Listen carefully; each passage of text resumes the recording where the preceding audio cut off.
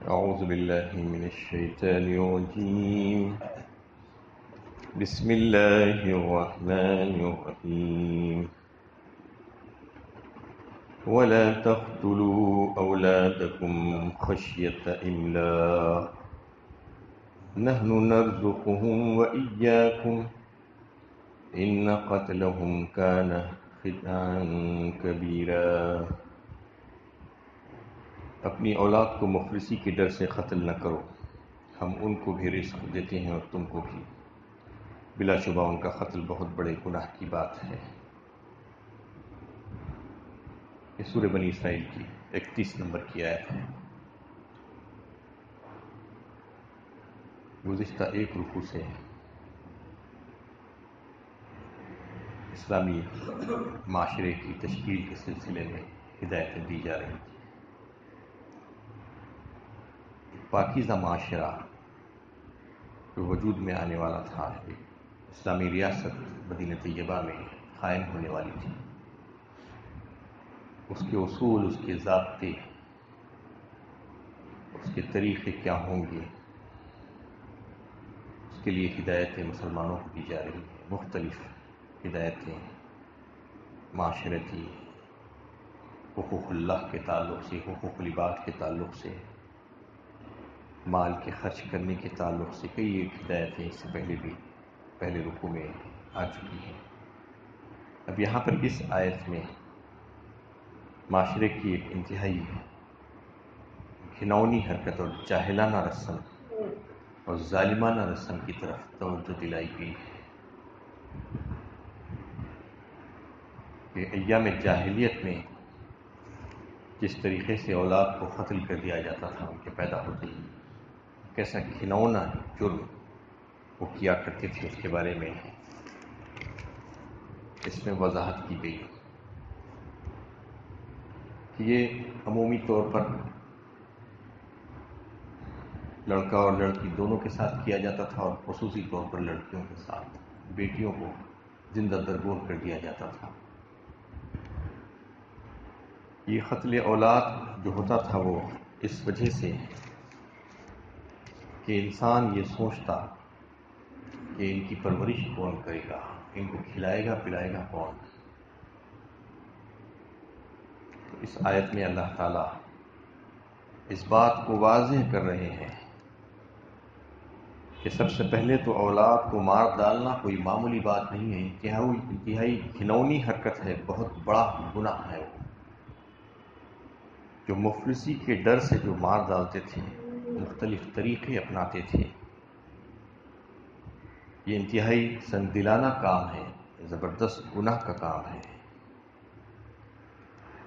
اس میں اللہ تعالیٰ نے واضح فرمایا کہ کیا تم یہ سمجھتے ہو کہ تم ان کو رزق دیتے ہو؟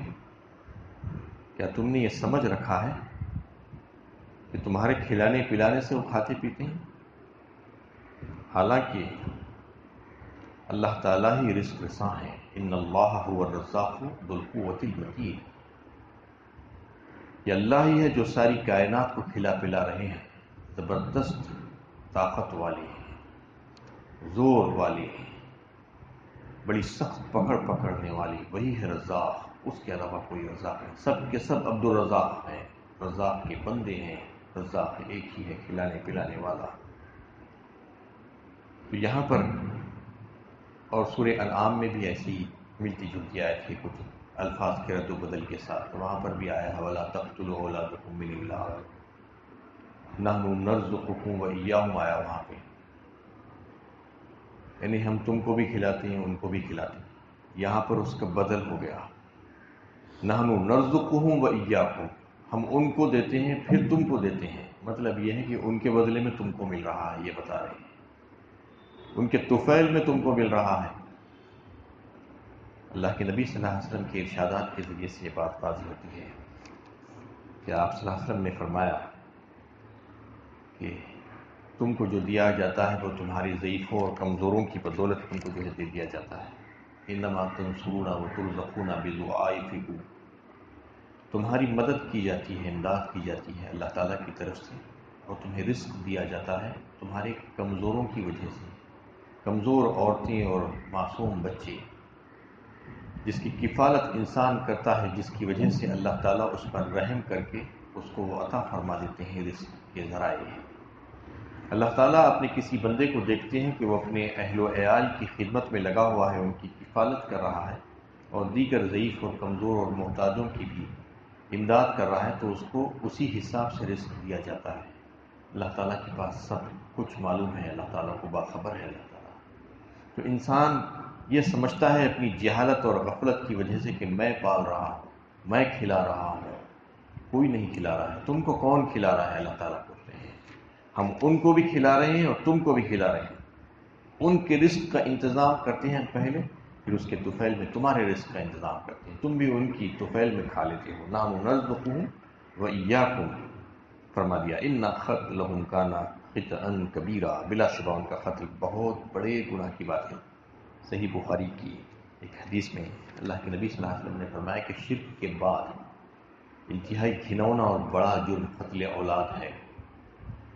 آج انسان دنیا بھر میں جو ہے اکثریت لوگوں کی یہ سمجھ بیٹھی ہوئی غلط فہمی کا شکار ہے کہ بچے ہو جائیں گے تو ان کو کون کھلائے گا پلائے گا، ان کی کون پرورش کرے گا۔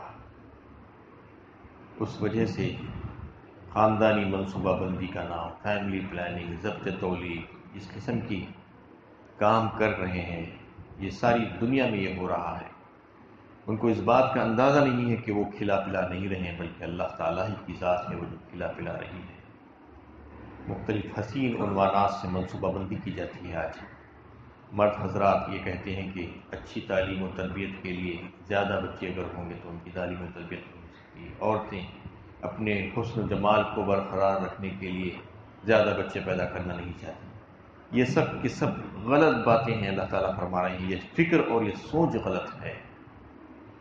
یعنی انسانی آبادی کو کنٹرول کرنا، فیملی پلاننگ یا اس قسم کی جو کام کر رہے ہیں، اس خوف سے، اس ڈر سے کہ کہیں بچے زیادہ ہو جائیں گے تو ان کو کون کھلائے گا، ان کی ذمہ داریاں کون لے گا۔ اللہ تعالیٰ ہی ہے وہ سب دیکھ ریکھ کرنے والا، سب کی نظروں میں، سب کو نظروں میں رکھا ہے، اور سب کے رزق کی انتظامات بھی اللہ تعالیٰ ہی فرماتے ہیں۔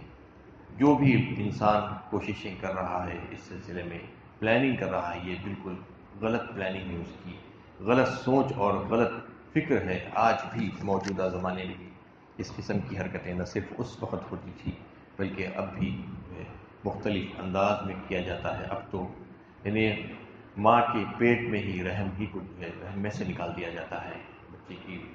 بچے کی بناوٹ جب شروع ہوتی ہے اسی وقت اسکیننگ کر کے الٹرا ساؤنڈ مشینیں نکل گئی ہے، اس کے ذریعے سے جب دیکھ لیتے ہیں کہ لڑکی ہے، فیمیل ہے فوٹس، تو اس کو نکال کر پھینک دیا جاتا ہے۔ یہ بھی قتل اولاد ہی کے جرم کے برابر شمار ہوگا، کیونکہ کسی کو یہ اختیار نہیں ہے کہ ماں کے پیٹ میں سے جو ہے انسانی جان کو نکال کر پھینک دیا جائے۔ یہ تمام کی تمام جو جاہلیت میں ہوتے تھے آج بھی ایسے ہی سنگ دلانہ کام جو ہو رہے ہیں۔ موجودہ تہذیب نے زنا کو اس قدر عام کر دیا ہے کہ ناجائز اولاد بکثرت ہونے لگی ہے، اور لوگ اس پر پردہ ڈالنے کے لیے بچوں کو پیدا ہوتے ہی مار ڈالتے ہیں، جیسے اقدامات کرنے سے بھی نہیں چوکتے۔ اسی طرح وہ اپنے سر دو گناہ لے لیتے ہیں، ایک تو زنا کاری کا گناہ، دوسرا اولاد کو قتل کرنے کا گناہ۔ اس قسم کے کام معاشرے میں آج جو ہے ہو رہے ہیں، یہ تمام کام حرام اور ناجائز ہیں۔ اس کی سخت مذمت کرتا ہے اسلام کہ قتل اولاد جو ہے انسان یہ سوچ کر کرتا ہے کہ اس کو کون کھلائے گا پلائے گا، تو اللہ تعالیٰ فرما رہے ہیں کہ اس کی روزی رساں ہم ہیں۔ اَهُمْ يَقْسِمُونَ رَحْمَتَ رَبِّكَ نَحْنُ قَسَمْنَا بَيْنَهُمْ مَعِيشَتَهُمْ فِي الْحَيَاةِ الدُّنْيَا وَرَفَعْنَا بَعْضَهُمْ فَوْقَ بَعْضٍ دَرَجَاتٍ لِيَتَّخِذَ بَعْضَهُمْ بَعْضًا سُخْرِيًّا۔ سورہ زخرف 25ویں پارے میں اللہ تعالیٰ نے اس کا نقشہ کھینچا ہے لوگوں کے خیالات کے تعلق سے، کہ لوگ جو سمجھتے ہیں کہ ہم کر رہے ہیں، ہم دے رہے ہیں، ہم کھلا پلا رہے ہیں۔ پوچھ رہے ہیں اللہ تعالیٰ یہاں پر کون تقسیم کرتا ہے تمہارے رب کی رحمت کو؟ کیا یہ تقسیم کر رہے ہیں؟ اَهُمْ يَقْسِمُونَ رَحْمَتَ رَبِّكَ نَحْنُ قَسَمْنَا بَيْنَهُمْ مَعِيشَتَهُمْ فِي الْحَيَاةِ، ہم ہیں اس کے تقسیم کرنے والے، معیشت کو اور رزق کو اور دیگر چیزوں کو ان کے درمیان ہم تقسیم کرتے ہیں۔ نَحْنُ قَسَمْنَا بَيْنَهُمْ مَعِيشَتَهُمْ فِي الْحَيَاةِ الدُّنْيَا وَرَفَعْنَا بَعْضَهُمْ فَوْقَ بَعْضٍ، اور درجات مختلف رکھتے ہیں ان میں ان کے درمیان، تاکہ وہ ایک دوسرے کے کام کر سکیں، ایک دوسرے کے محتاج رہیں۔ تو اللہ تعالیٰ فرما رہے ہیں کہ تم نہیں اس کے ذمہ دار، بلکہ اس کے ذمہ دار ہم ہیں۔ ہم نے تمہارے ہاتھ میں یہ کام نہیں دیا ہے بلکہ ہم خود کرتے ہیں روزی دینے کا کام۔ وَلَا تَقْرَبُوا الزِّنَا إِنَّهُ كَانَ فَاحِشَةً وَسَاءَ سَبِيلًا، اور زنا کے قریب بھی نہ جاؤ، یہ کھلی بے حیائی ہے اور بہت بری راہ ہے۔ زنا ایک عورت اور مرد کے بے حجابانہ ملنا، نامحرم عورت اور مرد کا اختلاط، یعنی جو جائز رشتہ قائم ہوئے بغیر ایک دوسرے سے ملاقاتیں کرنا، بدکاری کرنا، منہ کالا کرنا، مرد مرد کے ساتھ، عورت عورت کے ساتھ، یا عورت مرد کے ساتھ بغیر جائز رشتہ قائم ہوئے کہ نکاح کے بندھن میں بندھے بغیر کرنا، اسے زنا کہا جاتا ہے۔ یہ حرام ہے، ناجائز ہے، انتہائی سخت ترین گناہ ہے، بے حیائی کا کام ہے۔ عقل و فطرت اس کو تسلیم نہیں کرتی۔ اسلام اس کی سخت مذمت کرتا ہے، اس کی سخت سزائیں تجویز کی ہے اسلام نے اس کی۔ اور اللہ کے نبی صلی اللہ علیہ وسلم نے ایک حدیث میں فرمایا کہ اس کی وجہ سے انسان بے حیا ہو جاتا ہے، یعنی بے حیائی اس میں آ جاتی ہے۔ اذا فاتک الحیا ففعل ما شئت، فرمایا ایک حدیث میں، یعنی جب تمہارے پاس سے حیا ہی چلی جائے تو پھر تم جو چاہے کر لو۔ مطلب یہ ہے کہ حیا ایک انسان کو انسان بناتی ہے۔ جب بے حیا ہو جاتا ہے انسان تو وہ سب کچھ کر لیتا ہے، وہ انسانیت سے گر جاتا ہے، اور وہ کسی گناہ کے کام کو کرنے میں اس کے لیے کوئی آر کوئی پردہ نہیں ہوتا۔ حیا کو ایمان کا ایک شعبہ بتایا نبی صلی اللہ علیہ وسلم نے۔ حیا اسلام میں جو ہے بہت بڑی اہمیت کی ہوئی ہے۔ حیادار انسان ہونا ہے۔ اسلام مسلمان کو جو ہے حیا والا بنانا چاہتا ہے، بے حیا بنانا نہیں چاہتا۔ تو اس میں اس بات کو واضح فرمایا نبی صلی اللہ علیہ وسلم نے کہ بے حیائی کرتا ہے انسان، زنا کرتا ہے تو انتہا سے زیادہ اور انسانیت کی نظروں میں گر جاتا ہے اور انسان باقی نہیں بچتا۔ اور اس کے تعلق سے فرمایا ایک حدیث میں، طویل حدیث ہے، کہ آدمی کا زنا میں جو حصہ ہے وہ لکھ دیا جاتا ہے، یعنی اس کے گناہ کو وہ لازماً پائے گا۔ یعنی زنا صرف آخری جو معاملہ ہوتا ہے وہی نہیں، بلکہ جتنے بھی کام اس سلسلے میں ہوں گے وہ سب کے سب زنا ہی میں شمار ہوں گے۔ آنکھوں کا زنا، شہوت کی نظر سے نامحرم کو دیکھنا، یہ آنکھوں کا زنا ہے۔ کانوں کا زنا، شہوت انگیز باتیں سننا، میوزک یا دیگر قسم کی بےہودہ کلمات کو سننا، یہ کانوں کا زنا ہے۔ زبان کا زنا، عشقیہ باتیں کرنا، بےہودہ باتیں ایک دوسرے کے ساتھ، نامحرموں کے ساتھ کرنا، عورت اور مرد ایک دوسرے کے ساتھ اس قسم کی گفتگو کرنا، یہ زبان کا زنا ہے۔ اور ہاتھ کا زنا، شہوت سے پکڑنا، اور پاؤں کا زنا، وہ قدم جسے چل کر جو ہے جاتے ہیں وہ غلط راہ پر، دل خواہش اور تمنا کرتا ہے اور شرمگاہیں اس کو سچ یا جھوٹ کر دکھاتی ہیں۔ یہ فائنل ایکٹ ہوتا ہے، یہاں سے شروعات ہوتی ہے اور فائنل جب ہوتا ہے ختم تو شرمگاہیں ایک دوسرے کی تصدیق کر دیتی ہیں اس کام کے سلسلے میں۔ تو اس سے یہ تمام کاموں سے بچنے کے لیے کہا گیا ہے۔ اس کی بے شمار خرابیاں اسلام بیان کرتا ہے، احادیث میں بھی، متواتر احادیث میں اس کی خرابیاں بیان ہوئی ہیں کہ زنا کی وجہ سے خاندانوں اور قبیلوں میں جو ہے فساد پھیل جاتا ہے، لڑائی جھگڑے، قتل و غارت گری پھیل جاتی ہے۔ ایسے کئی ایک موقع جو ہے اس دور میں بھی ہوتے تھے اور اس دور میں بھی ہوتے ہیں، جس کی وجہ سے کئی لوگ مار دیے جاتے ہیں۔ اور اگر آپ دیکھیں کہ کئی قسم کی چوری، ڈکیٹی اور جو ہے اس قسم کے فسادات کی تحقیق کی جائے تو اس کے پیچھے ہمیشہ کوئی نہ کوئی ایک مرد اور عورت کا معاملہ ہوتا ہے۔ اسی طریقے سے فرمایا نبی صلی اللہ علیہ وسلم نے کہ زانی زنا کرتے وقت ایمان سے نکل جاتا ہے۔ اور ایک حدیث میں آپ صلی اللہ علیہ وسلم نے فرمایا کہ زنا کرنے والے کی سزا یہ ہوگی کہ جب وہ جہنم میں جائے گا تو اس کی شرمگاہوں سے سخت ترین بدبو اور تعفن پھیلے گی۔ اس کی وجہ سے اہل جہنم خود پریشان ہو جائیں گے اور پھر اس میں سے اس کو سخت ترین جو سزائیں، جلنے کی سزائیں، عذاب سے دوچار کر دیا جائے گا۔ زنا کی ایک بہت بڑی خرابی اور ایک یہ ہے کہ اس سے حسب نسب محفوظ نہیں رہتا۔ انسان کہاں پر جا کر منہ کالا کر رہا ہے اس کو نہیں معلوم۔ بسا اوقات ایسا بھی ہوا ہے کہ انتہائی شرمناک حالت، اپنی خود اولاد کے ساتھ اس نے پھر سے زنا کر لیا، اس کو پتہ ہی نہیں چلا تھا کہ اس کی اولاد تھی۔ تو اس قسم کی کئی ایک خرابیاں، گھنونے جرم معاشرے میں جو ہے پرورش پاتے ہیں زنا کی وجہ سے۔ اس لیے اللہ تعالیٰ نے زنا کے تعلق سے بڑی سخت رویہ اختیار کیا ہے. اسلامی معاشرے کو اس سے پاک کرنے کے لیے کہا گیا ہے. بد کرداری سب سے بڑا جرم ہے، یعنی اتنا بڑا جرم، اس کی سزائیں بھی اتنی ہی سخت رکھی گئی ہے. سورہ نور میں جو ہے کچھ سزاؤں کا تذکرہ آیا، الزانیۃ والزانی فاجلدوا کل واحد مئۃ جلدہ. اس میں جو ہے زانی مرد اور عورت کے تعلق سے جو ہے سزا تجویز کی گئی ہے کہ 100 کوڑے مارے جائیں گے ان کو. یہ غیر شادی شدہ زانیوں کی سزا اس میں بیان ہوئی ہے. تو شادی شدہ زانی ہے اس کی سزا الگ ہے، جس کی سزائیں جو ہے احادیث میں آپ صلی اللہ علیہ وسلم کے ارشادات کے ذریعے سے معلوم ہے، اور آپ کے عمل اور صحابہ کرام کے اس مسئلے پر عمل کرنے سے ہمیں پتہ چلتا ہے کہ شادی شدہ زانی کے لیے تو اور بڑی سخت ترین سزائیں اللہ تعالیٰ نے مقرر کر کی. جیسا کہ معراج کے موقع پر نبی صلی اللہ علیہ وسلم جب آسمانوں پر تشریف لے گئے تو آپ کو کچھ باتیں، کچھ چیزیں دکھائی گئی، جنت اور دوزخ کے احوال بتائے گئے. تو اس میں زانیوں کے اوپر جو سزا ہو رہی تھی اس کو بھی دکھایا گیا تمثیلی طور پر. تو اس میں یہ بات سامنے آئی کہ جو زنا کرنے والا ہے وہ انہیں گندی اور سڑی ہوئی چیزیں کھا رہا ہے، جبکہ تازہ اور فریش اس کے پاس موجود ہے.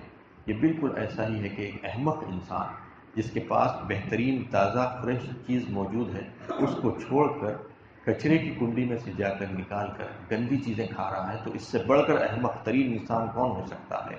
یہ سزائیں اس وقت آپ صلی اللہ علیہ وسلم کے سامنے پیش کی گئی. تو ایسا ہی معاملہ زانی کا بھی ہے. اور جو شادی شدہ زانی ہے وہ تو بڑا سخت ترین مجرم ہے کہ اس کے پاس وہ چیز موجود ہے جس سے وہ اپنی خواہش پوری کر سکتا ہے، اس کے باوجود وہ باہر جا کر اپنا منہ کالا کرتا ہے. تو اس کا جینے کا حق جو ہے چھین لیا جاتا ہے. اب اس کو زمین پر رہنے کا اختیار باقی نہیں بچتا. اور نہ صرف یہ کہ اس کو صرف تلوار کی ایک مار سے مار کر ختم کر دیا جائے، بلکہ اس کی سزا اسلام نے یہ تجویز کی ہے کہ اس کو سنسار کیا جائے گا، رجم کیا جائے گا، پتھروں سے مار مار کر اس کا خاتمہ کیا جائے گا. یہ عبرتناک سزا ہے. معاشرے میں لوگوں کو معلوم ہو کہ ایسا کام کرنے والوں کی سزائیں ایسی ہی ہوتی ہیں، اور اس سزا میں کسی قسم کی کوئی رعایت نہیں ہے.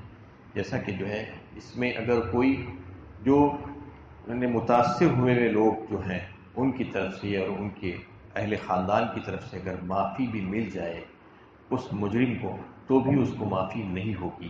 جو سزائیں اس کے لیے تجویز کی گئی ہے اسلام کی طرف سے، تو سزائیں اس کے اوپر لاگو کی جائیں گی، نافذ کی جائیں گی. اگر وہ شادی شدہ زانی ہے تو پھر اس کو پتھروں سے مار کر ختم کر دیا جائے گا. چاہے لوگ اس کو معاف کر دیں، لیکن اسلام اس کو معاف نہیں کرتا، اس کو جینے کا حق نہیں دیتا. جبکہ قاتل کے لیے اگر آپ دیکھیں تو اگلی آیت میں قاتل، ایک انسان کو مارنے والا دوسرا انسان جو قاتل ہے اس کے لیے قصاص کا بدلہ ہے. قصاص برابر برابر.